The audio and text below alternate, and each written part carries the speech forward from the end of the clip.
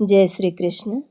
आज के इस वीडियो में आप सभी सुनेंगे बैसाख मास महात्म के अध्याय 5 की कथा। तो आइए सुनते हैं। सूत जी ने कहा, यमराज, तुमने क्या आश्चर्य देखा है? क्यों तुम्हें खेद हो रहा है? भगवान गोविंद को एक बार भी प्रणाम कर लिया जाए तो वह 100 अश्वमेध यज्ञों के अवृत स्नान के समान होता है। यज्ञ करने वाला तो पुनः इस संसार में जन्म लेता है, परंतु भगवान को किया हुआ प्रणाम पुनर्जन्म का हेतु नहीं बनता, मुक्ति की प्राप्त करा देता है।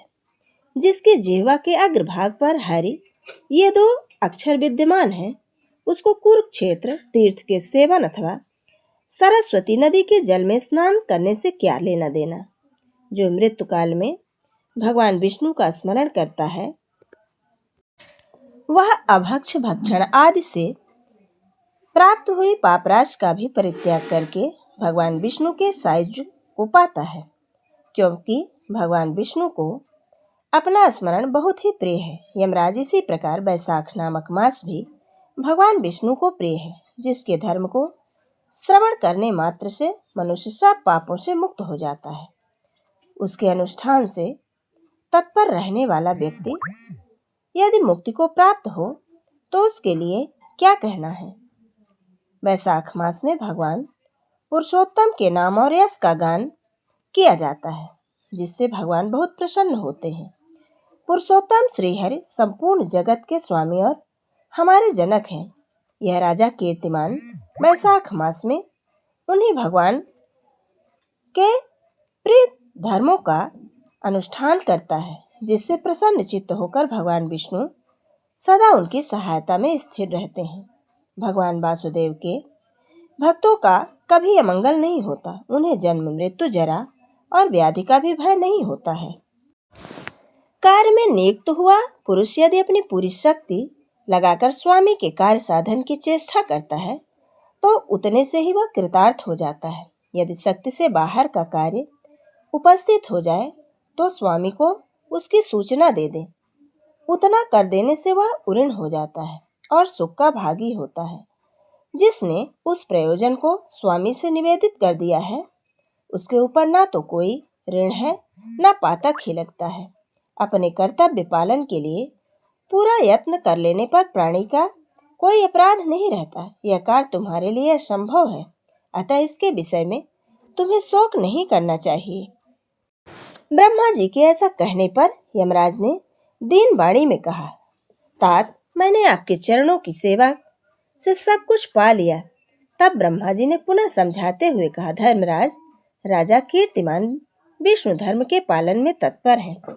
चलो हम लोग भगवान विष्णु के समीप चले और उन्हें सब बात बताकर पीछे उनके कथनानुसार कार्य किया जाएगा।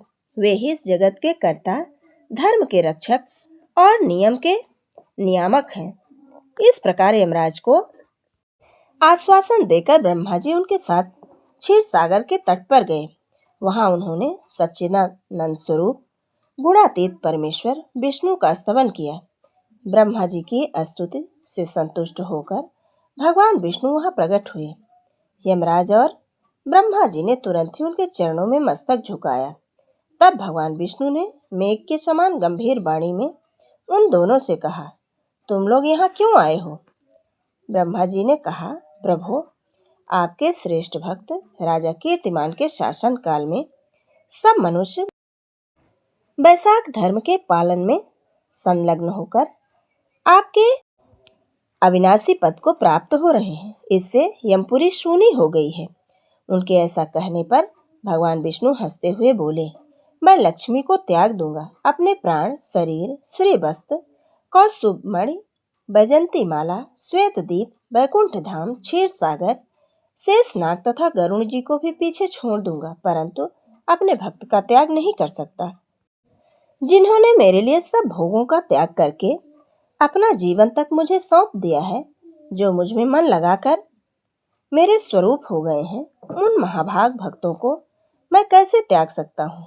राजा कीर्तिमान को इस पृथ्वी पर मैंने 10,000 वर्षों की आयु दी। उसमें से 8,000 वर्ष तो बीत गए। शेष आयु बीत जाने पर उसे मेरा सायुज प्राप्त होगा।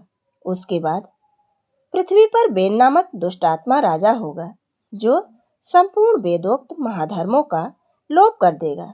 उस समय वैशाख मास के धर्म ही छिन्न भिन्न हो जाएंगे। बेन अपने ही पाप से भस्म हो जाएगा। तत्पश्चात मैं पृथु होकर पुनः सब धर्मों का प्रचार करूंगा। उस समय लोगों में वैशाख मास के धर्म को भी प्रसिद्ध करूंगा। सहस्त्रों मनुष्यों में से कोई ऐसा होता है जो मुझ में अपने मन लगाकर प्राण अर्पित करके अपना सर्वस्व मुझे समर्पित कर देता है और मेरा भक्त हो जाता है। जो ऐसे होते हैं वही मेरे धर्मों का प्रचार प्रसार करते हैं। इस वैशाख मास में भी मैं वैशाख धर्म में तत्पर रहने वाले महात्मा पुरुषों राजा के द्वारा समय अनुसार तुम्हारे लिए भाग दिलाऊंगा। लोक में जो कोई भी वैशाख मास का व्रत करेंगे वे तुम्हें भाग देने वाले होंगे। उनके वैशाख मास में बताए हुए महाधर्म के पालन में तुम कभी विघ्न नहीं उपस्थित करना।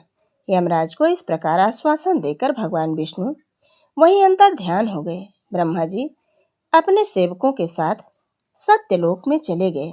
उनके बाद यमराज भी अपनी पुरी को पधारे। वैशाख मास की पूर्णिमा को पहले धर्मराज के उद्देश्य से जल से भरा हुआ घड़ा, दही और अन्न देना चाहिए। उसके बाद पितरों, गुरुओं और भगवान विष्णु के उद्देश्य से शीतल जल, दही, अन्न, पान और दक्षिणा फल के साथ कांसे के पात्र में रखकर ब्राह्मण को देना चाहिए। भगवान विष्णु की दिव्य प्रतिमा वैशाख मास की महात्म कथा सुनने वाले दीन ब्राह्मण को देनी चाहिए।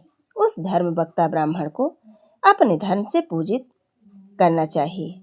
राजा कीर्तिमान ने सब कुछ उसी प्रकार किया। उन्होंने पृथ्वी पर मनोवांछित फल को भोग कर शेष आय पूर्ण होने के पश्चात पुत्र पौत्र आदि के साथ श्री विष्णु धाम को प्रस्थान किया।